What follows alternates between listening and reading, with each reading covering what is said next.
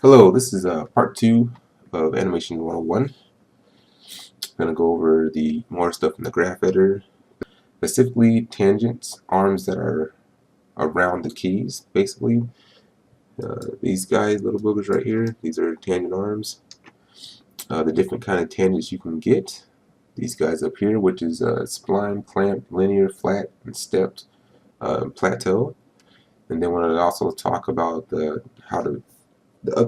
how breaking, manipulating basically the tangents and weighted tangents. So first, let's start off by opening the graph editor. I went to Windows, Animation Editor, Graph Editor. Once there, I got a curve open. I just made a little ball there. Had to go up and then come down. This is within the graph editor. For one thing, the bottom is always going to be your time, and the size is always going to be the value, whether it's up or down, left or right. One thing to remember is the curve editor is not exact representation of up and down. It could be, because it's going up in the graph editor, could be going sideways or diagonal within the viewport, but it's to give a representation of less or more or less on the value side. So let's jump over to this actual curve. I want to F the frame a little bit better. So let's talk about the different kind of tangents. So we got the first tangent I want to talk about is the spline tangent. And as you can see right here with these two keys, this is basically a spline, the curve. These two keys are on the same value. They're at the same number, but they overshoot. Like there's an overshoot right here. The overshoot basically means as the key goes, or as the curve goes up, it does like a little loop before it gets to this one. Although these are the same value. So that's how the spline works. Clamped, if I was to select both these keys and press clamp, it evens them out. It basically eases in to the key and then flattens it out and takes it out the next one. And that's how what is that one? How the clamp to work. Then a linear key works in the same sense that you press linear, it's going to make that key straight. So it's going to go straight here, then go straight down.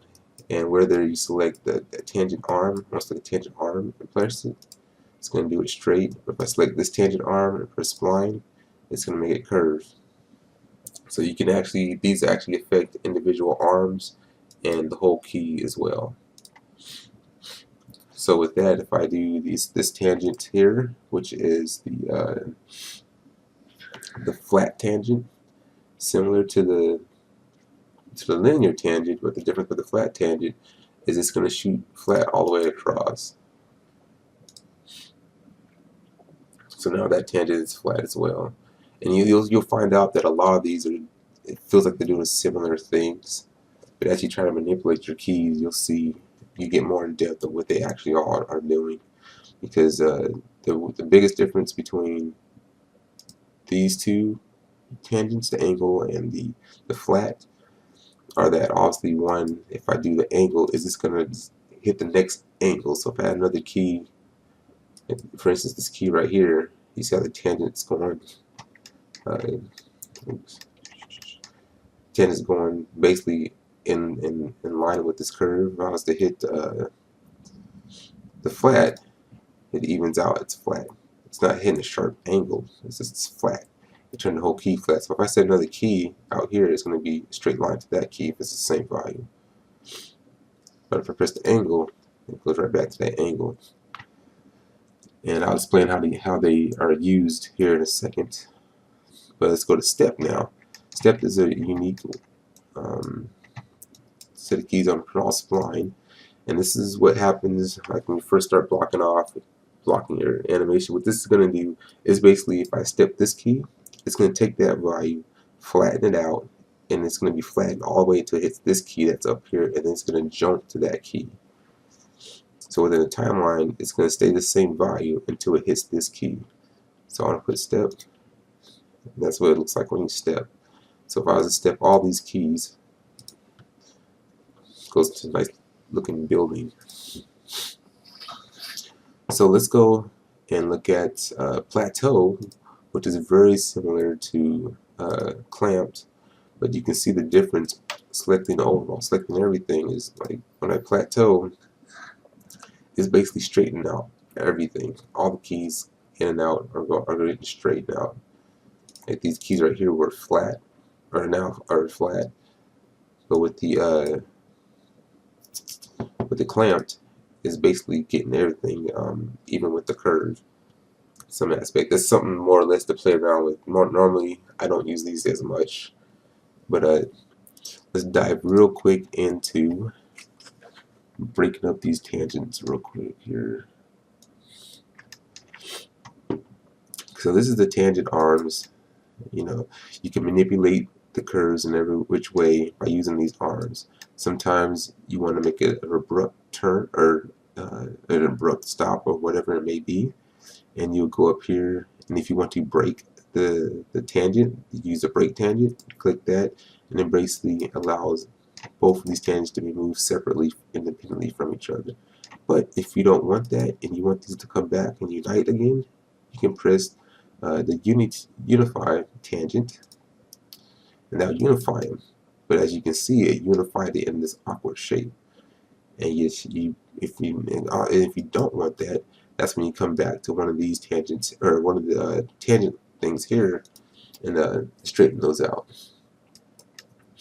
Another thing is this is a weighted tangent, I believe, or a free tangent.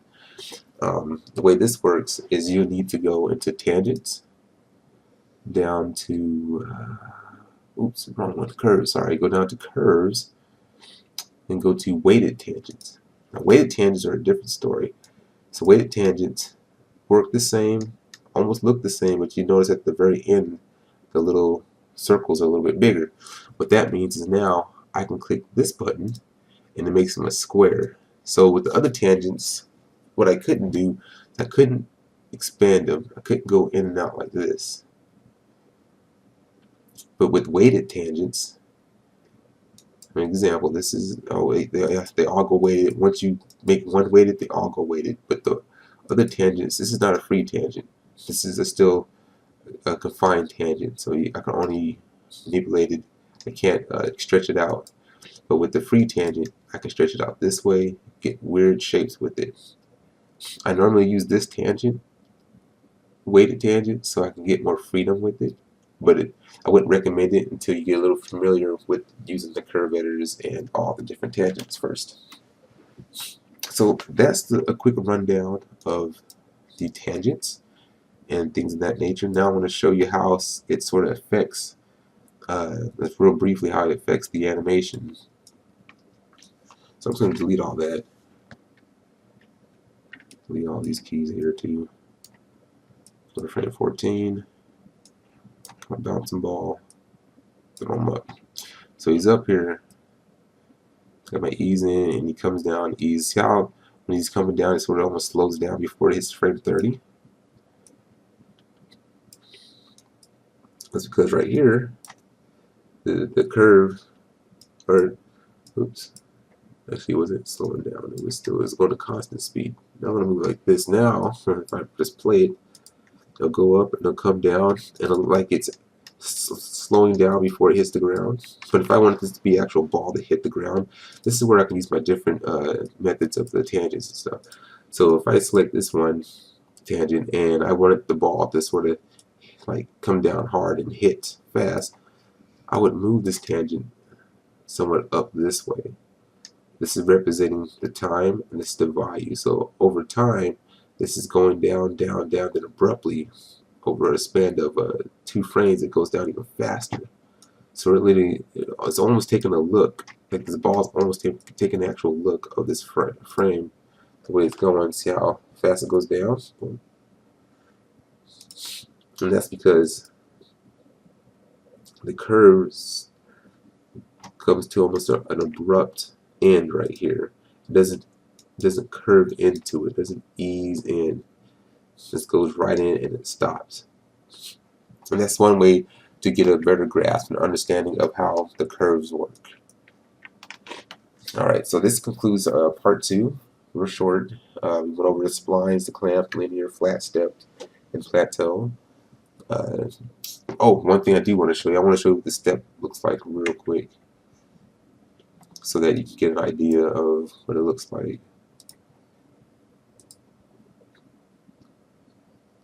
So basically what's happening is it's going through its line here. It's at this keyframe, then once it's the next keyframe, it's going up. Then once it's the end other keyframe, it goes right down. So this would be used for something like if you wanted to switch something over time, but you want it to be really quick, you could do that. Or if you wanted it to be like this is normally used for like blocking. When you want your poses and you go from pose to pose, this helps you do that. But like I said, this is curves, different types, the tangents and things in that nature. I'll go more in depth with more stuff next one. Alright, hopefully this was helpful. If you have any questions, just ask.